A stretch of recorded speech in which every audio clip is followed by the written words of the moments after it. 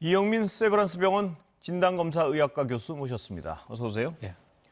상황이 좀 심각한 것 같은데요, 교수님. 이 상태에서 4단계 진입 기준은 뭐 내일이면 충족시킬 수도 있다 이런 보도도 나오던데 그럼 4단계 들어가야 됩니까? 어떻게 해야 됩니까? 지금 상황에서. 지금 아마 전문가들마다 의견이 분분한 예. 걸로 알고 있는데요. 저는 들어가는 게 맞다고 예. 생각을 합니다. 이제 그렇게 생각하는 근거는 일단 서울 같은 경우에는 이미 이제 4단계 진입 기준을 만족을 시켰습니다. 예. 물론 4단계 이런 단계를 결정하는 기준이 지금 각 주별로 통계치에 따라 달라지기 때문에 이틀 정도 나온 걸로 뭐 그렇게 얘기하기는 좀 어렵겠지만 현재로서는 지금 분명히 넘어간 거는 맞거든요. 예. 그러면은 지금 이 상황에서 어떻게 해야 지금의 확산세를 잠재울 수 있느냐. 거기에 지금 초점이 맞춰줘야 되는데요. 이런 감염병이라고 부르는 거는 처음에 올라가기 시작을 하면 그다음부터 무섭게 증가하는 특성들이 있습니다. 예. 그래서 초기 대응은 가급적이면 강력하게 가져가되 나중에 풀 때는 상황을 봐서 단계적으로 풀어야 되는 특징들을 갖고 있거든요. 예. 근데 그렇게 보면 지금 추세 자체가 증가하는 추세 자체가 심상치 않기 때문에 가능하다면 저는 강력하게 가져가는 게 오히려 좀 완만한 단계를 장기간으로 가져가는 것보다는 예. 좀 더 도움이 될 것 같다고 생각을 합니다. 그 부분에 대해서는 정말 전문가분들마다 약간씩 어떤 온도 차이도 있고 견해 차이가 약간씩 있는 것 같은데요.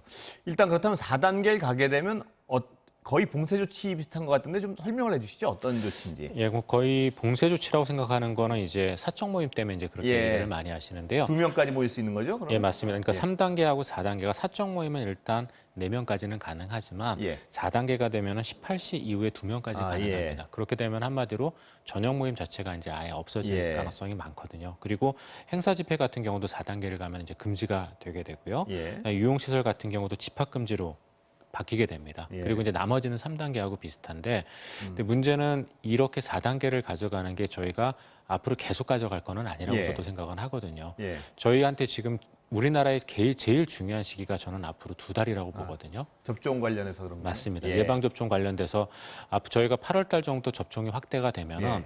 하반기 접종은 주로 모더나나 화이자로 예상이 되어 있기 때문에 1차 접종하고 한 달 이내에 거의 대부분이 2차 접종까지 끝날 거거든요. 예. 그렇고 놓고 보게 되면은 앞으로의 2달이 진짜 중요한 시기라 이 2달을 어떻게 보내느냐가 굉장히 저희한테는 얼마나 피해를 주느냐를 결정하게 될 거고요. 예. 그렇다면 차라리 지금 4단계 정도로 가서 강력하게 한 2주 정도 조절을 하고 그다음에 조금 완화하는 게 오히려 낫지 않나 싶습니다. 4단계를 어느 정도 1, 2주 더 유지한 다음에 좀 이렇게 누른 다음에 다시 완화하는 게 낫지 않냐 이 말씀이시죠? 네, 맞습니다.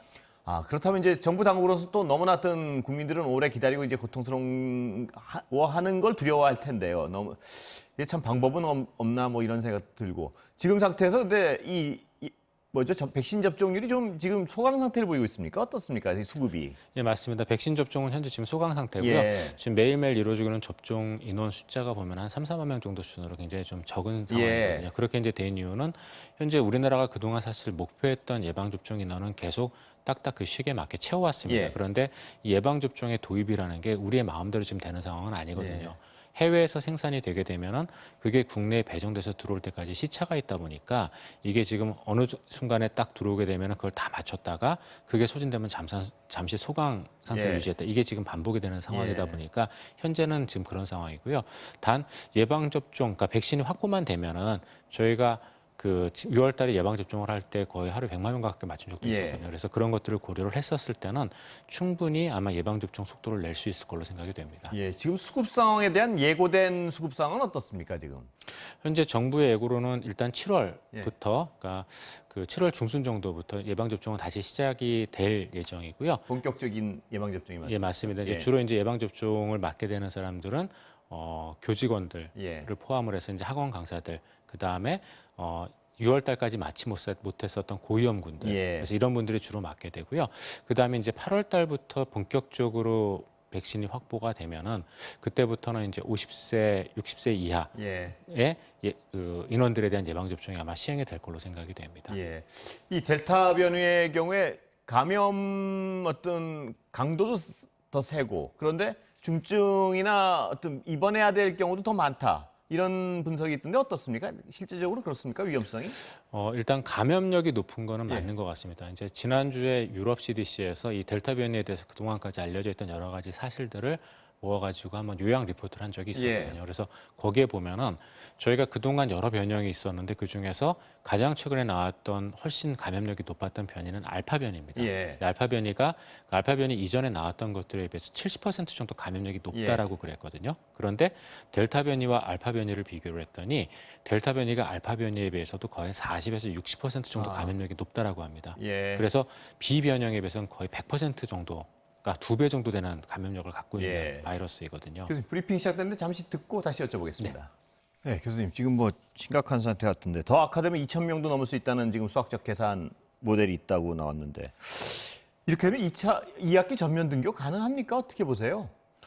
지금 2학기 등교 같은 경우에는 오늘 아침에 예. 그 변경된 사회적 거리두기 안에 따라서 조정하는 방안이 예. 발표가 됐었습니다. 예. 그래서 그 안에 따르면은 1, 2단계까지는 전면 등교를 하고 예. 3단계에서는 일단 학교별로 밀집도를 낮춰서 등교합니다. 그래서 초등학교 같은 경우에는 4분의 3 이내, 예. 중학교하고 고등학교는 3분의 2에서 3분의 1 이내로 예. 조정을 하고 4단계가 되면은 이제 전면 비대면 수업으로 전환이 됩니다. 예. 그래서 아마 지금 현재 이 수도권 같은 경우에 지금 저희가 조금 전에도 얘기를 했지만 어떠한 사회적 거리두기 단계를 적용하느냐에 따라서 아마 학교 등교도 조금 바뀔 걸로 생각이 되고요. 예. 다만 이제 한 가지 조금 변수로 생각을 하는 거는 이제 방학이 얼마 안 남았습니다. 그래서 이제 방학 동안 어떻게 관리를 하고 그 다음에 학교에 대한 안전 조치를 취하느냐에 예. 따라서 2학기 전면 등교 여부가 결정이 될 걸로 생각이 됩니다. 일단 방학이 끼어 있는 건 다행스러운 어떤 완충 장치 역할을 할 수 있는 부분 아닌가요? 일단 등교를 바로 하지 않아도 된다는 부분에서. 예, 맞습니다. 학교적인 측면에서는 그런데요. 예. 근데 또 우리나라는 또 예. 학원이 있기 때문에 예. 학원 같은 경우 또 여러 학교에서 또 사람들이 그렇죠. 모이지 않습니다. 그래서 학원에 대한 또 방역을 다시 또 좀 점검해봐야 되는 하기야 시점입니다. 우리 학생들이 학교 안 간다고 뭐 집에서 노는 일이 별로 없으니까 그게 얼마나 또 방학이 효과가 있을지 모르겠습니다. 예, 맞습니다. 근데 델타 변이가 문제가 되는 게 이 일반적인 콧물 감기 비슷해가지고 사람들이 별로 심각하게 생각하지 않는, 특히 젊은이들 같은 경우는 원래 약간 경미한 증상인데 콧물 나고 하니까 감기로 알고 뭐 그런 경우가 많다는데 그렇습니까, 증상이? 예, 지금은 이제 중대본에서 그러니까 질병청 쪽에서 이제 발표한 자료에 따르면은 아직 학문적으로 입증이 안 됐다라는 예. 말은 넣었고요. 다만 이제 증상을 봤더니 그런 것 같다라고 얘기를 했는데요. 근데 코로나19는 초기부터 많은 전문가들이 말씀을 드렸지만 특정할 수 있는 증상이 있지 않습니다. 예. 그래서 뭐 맛을 느끼지 못하거나 냄새를 느끼지 못하는 경우보다 좀 특징적이다라고 얘기하지만 많은 분들이 그냥 콧물, 그다음에 감기, 예. 약간의 미열, 몸살 이 정도로 시작하는 분들도 되게 많거든요. 그래서 예.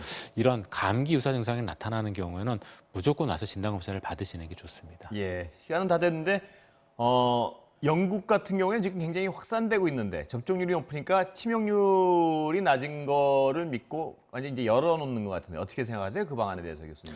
영국은 이제 영국 나름의 이제 예. 어떻게 보면 최선책을 찾은 건데요.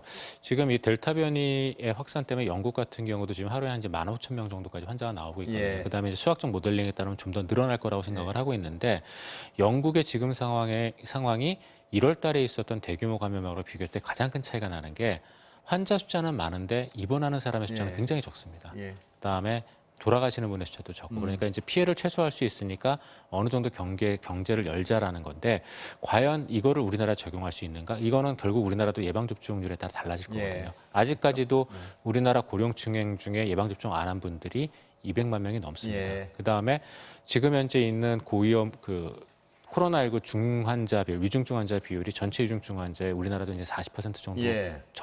젊은 층에서 있거든요. 그래서 이런 피해를 얼마나 갈 수 있느냐, 우리가 감당할 수 있느냐에 예. 따라서 아마 그런 영국 모델을 도입할 수 있는지 없는지가 결정이 될 것 같은데 우리는 아직까지 예방 접종률이 너무 낮습니다. 예. 결국은 접종률이 관건이겠군요. 예, 맞습니다. 예, 오늘 말씀 여기까지 듣겠습니다. 감사합니다.